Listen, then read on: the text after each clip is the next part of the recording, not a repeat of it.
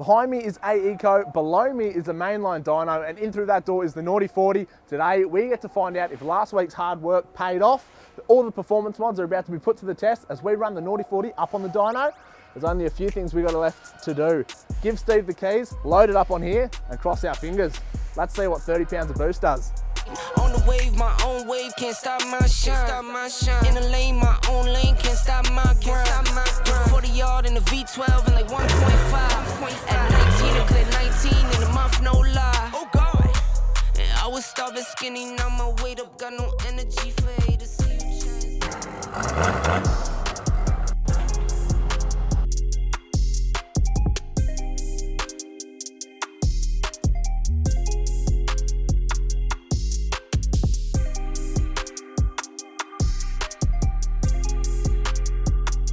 So you're probably wondering why we've got these little tyres on. Well, if we're running the Treps on the roller dyno, not only do the rollers get hot, but the tyres get hot too. And when Treps get hot like that, the lugs are going to end up flexing and not gripping onto that roller, which makes A, it really hard to tune, and B, you're not going to get an accurate number. Mainline actually recommend using a crispy little tyre like that when tuning. So that's exactly what we've done.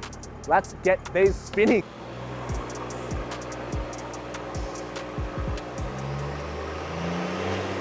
Oh yeah! Yeah, we've made as much as what your mum's car made. Yeah, so as you can see the dyno here, it comes on boost really nice, and then when it gets to boost, it fucking goes bang. And that there's what you get when you, oh fuck, holy shit. Fingers crossed. No more bangs, please.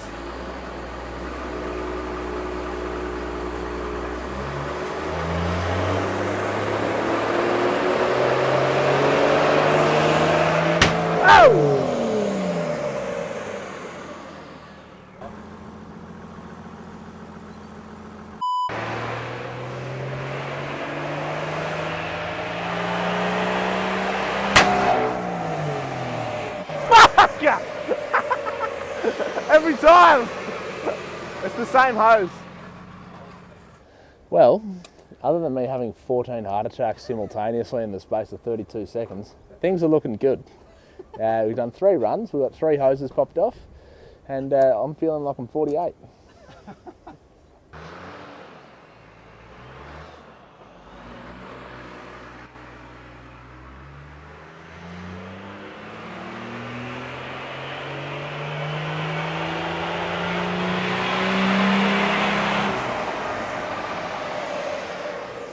So we've just completed our first kind of diagnostics run. So basically we run the car up as it is and see where we need to go in terms of fueling.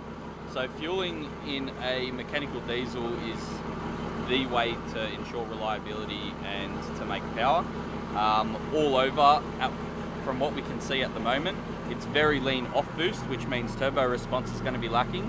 And it's also very lean on boost. So we need to correct some air fuel ratio things before we can actually go ahead and set up the MDT.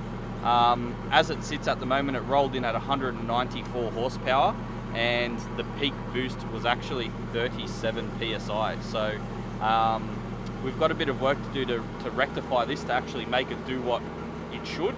So we'll get into it. So the first thing that we're going to do to sort of rectify the tune in this car is to turn the boost down. Now, a lot of people say, why would you want to turn the boost down? You're going to make less power. But in this case, it's really just pushing hot air because there's no fuel backing it. An AFR of 25:1 is relatively inefficient, especially at 37 PSI. So what we're going to do is we're going to put a GFB boost T on it. We're going to turn the boost down to sort of 27 PSI, 28 PSI, and we're going to see what our air fuel ratio is at that boost level. So the engine should like it a lot more because it's not having near on 40 PSI jammed into it, and the economy should be a little bit better as well. Not that economy is really a factor in this scenario. So yeah, we'll make that change first and see how it reacts. Still on the Instagrams. That's the car on the dyno. What you can't see is the bloke holding the phone who deep down is pooing himself. A little bit of wee came out, so I'm trying to hide. Alright, here we're replacing the Turbo Smart Boost T to a GFB one. This one wasn't responding very well on the dyno when we're doing changes, so hopefully the GFB one will sort us out and start making some power.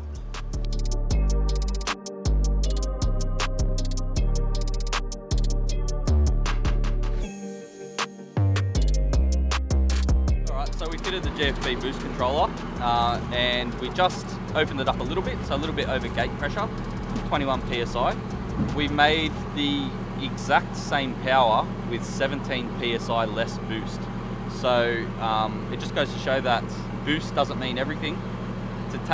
Some cars don't even run 17 PSI, so we've just taken all the boost out. Still made 195 horsepower, it actually made 1 horsepower more. So now what we're going to do is, Sam actually wants to run a little bit more boost than 21 PSI.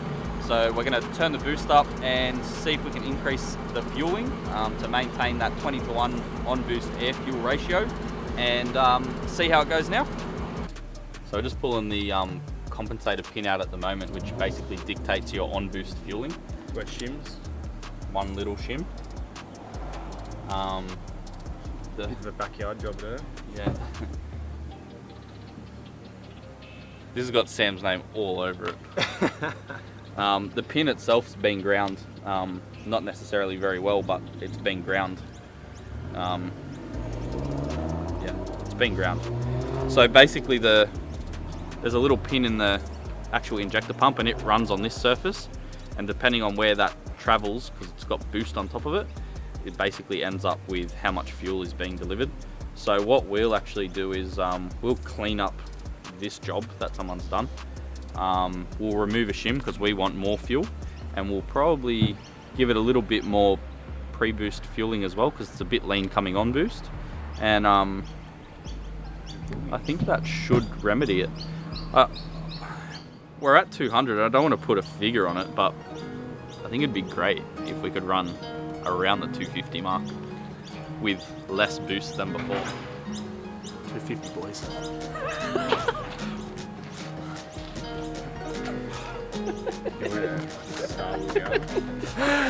We're sleeping together. Yeah.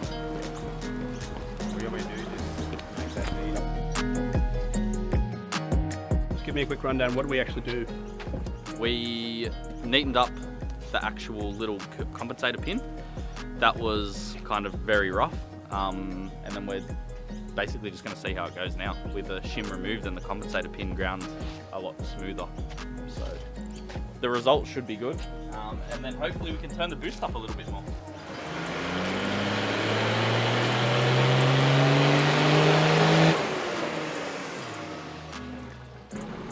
How'd it go? We've got all the fuel now, so that I actually backed off that run early because the air fuel ratio was basically too rich. So what we're going to do now is balance it with boost, because if you add air, it leans it out. So now we're about to do another run with maybe another 5 pound of boost in it, and that should make us around the 215 horsepower mark, I reckon, because that one was 201 with an early back off. So we added 6 horsepower then, which isn't really much, but I also didn't do a run, so.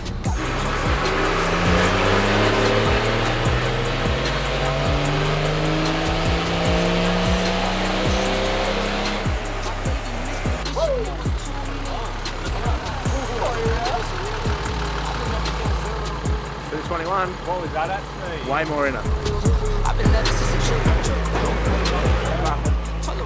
Makes me nervous every time this thing gets on song and sees 30 pounds, but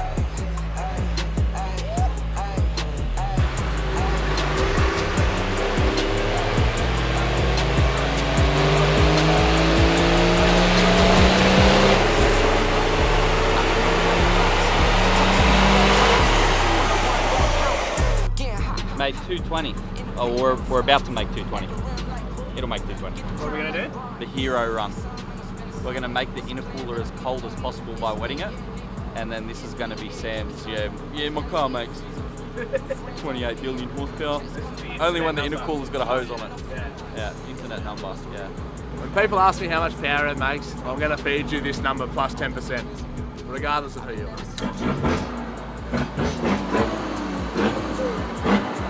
That's just two-stepping, two-stepping back.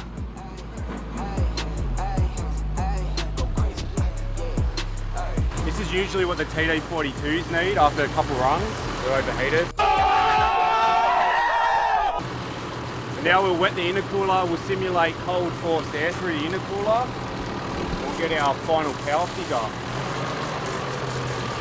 when we tune anything on the dyno, we don't utilise the fan on the front of the dyno to simulate real world situations, stock and beach, something like that. If you're not overheating on the dyno, the real world situation's always going to be better. That's how we go. Go, Steve!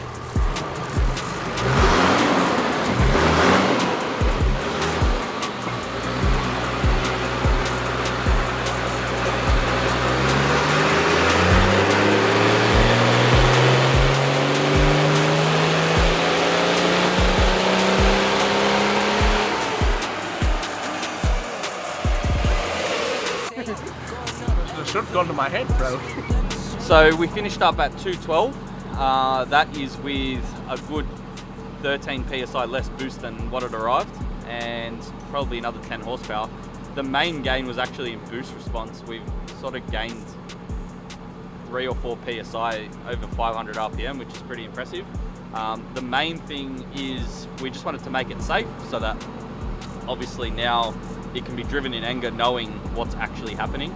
And with the switchable tunes, you're able to have that daily driver tune where you know that you can drive it all day, every day, and never have an issue.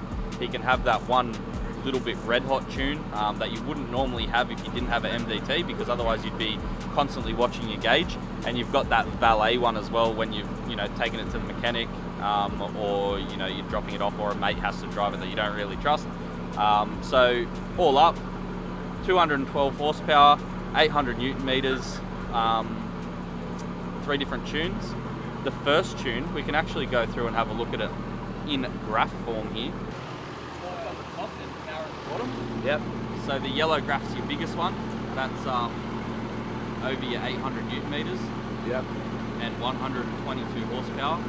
The red tune is your medium tune, which is 167 horsepower and 580 Newton meters.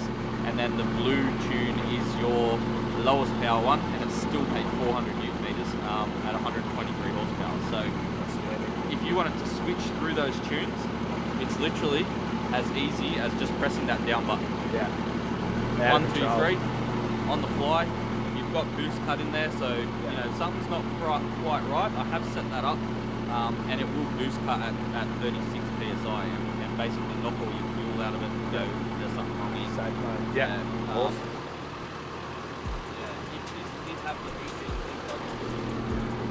You can also set a maximum EGT number. So let's just say with this, I would say you don't really want to do anything over 650. You might go a little bit higher or a little bit lower, just depending on how conservative you want to be. 650 will, once it sees 650, it'll knock all the fuel out. Tell you no. So you set it a little bit higher than what you're comfortable with, because obviously you don't want it EGT cutting every time up you a big drive hill. it. Yeah. But all in all, very good. Outstanding. We've changed the colour of the display to match the boost gauges you've already got, so everything matches in here, so that's good. Outstanding. And Sick. 222 horsepower and over 800 meters of torque at the rear wheels. That's pretty impressive for something that's 30 years old.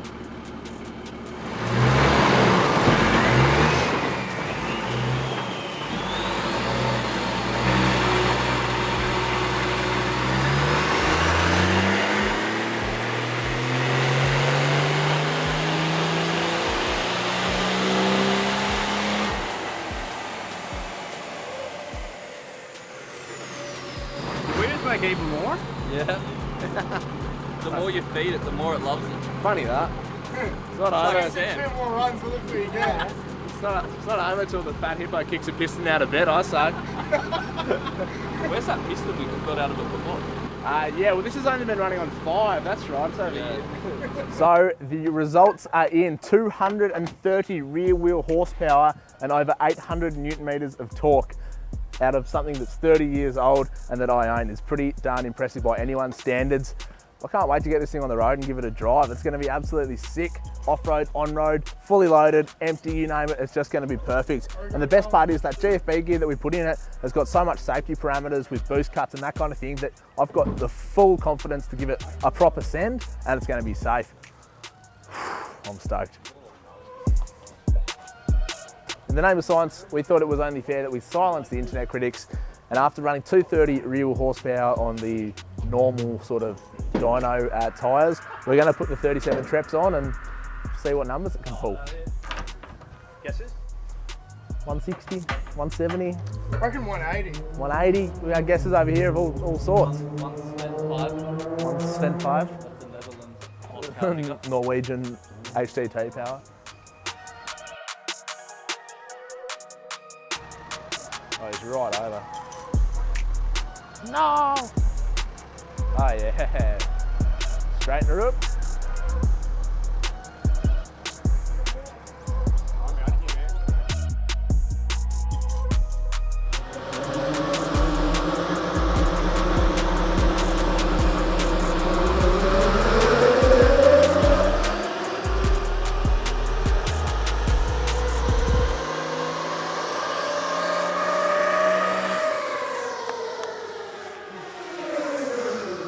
What did it make?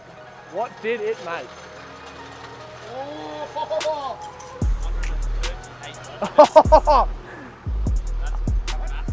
138 horsepower at the rears with 37-inch Treps. It sapped 90 horsepower at the rear tyres. Wow. There you go. There wasn't a myth, but if there was, we busted it. Yeah, that's right. If this was myth busted, it'd be fucking busted, boys. How much torque as well? Massive. Yeah. 550 Newton meters. 550 Newton meters instead of 800. Yeah. 550. So 250 Newton meters down, 90 horsepower down at the rear tyres when 37 Treps compared to a 31 Spicy. I'll just keep the little ones on them. Alright, back to you, Adam Savage. Yeah, that's right. Yeah. That is a wrap. We survived the dyno, all pistons are intact, and it made 230 rear wheel horsepower and over 800 Newton meters of torque at the rear tyres, which is absolute insanity. The car is driving amazingly, it's sounding unbelievable. I couldn't be more stoked. Huge thanks to Steve and the team here at AE Co. They have absolutely nailed it. The home of turbo diesel tuning here in Sydney, New South Wales, if you ask me. If you guys want any advice, if you want to book in a tune, you want to get work done, give the guys a ring-a-ding-ding. Shoot them an email, hit them up, I'll put all their contacts in the description below. Otherwise, I'm going to hit the open road and see how this thing goes. Last week's hard work paid off. We're putting the fucking, yeah, that's the go. We know that it's a true number. Fingers crossed that it doesn't start out shit. That's just what we've done. Let's get tuning.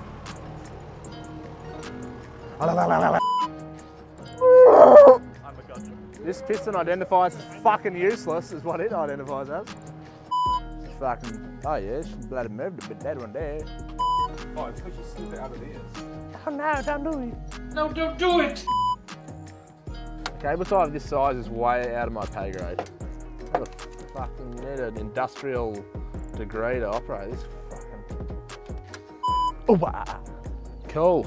I'll just do another outro. I don't know what I said last time. I was too busy internally jerking off over 200 and fucking whatever horsepower. Now, a huge thank you to the team here at AE.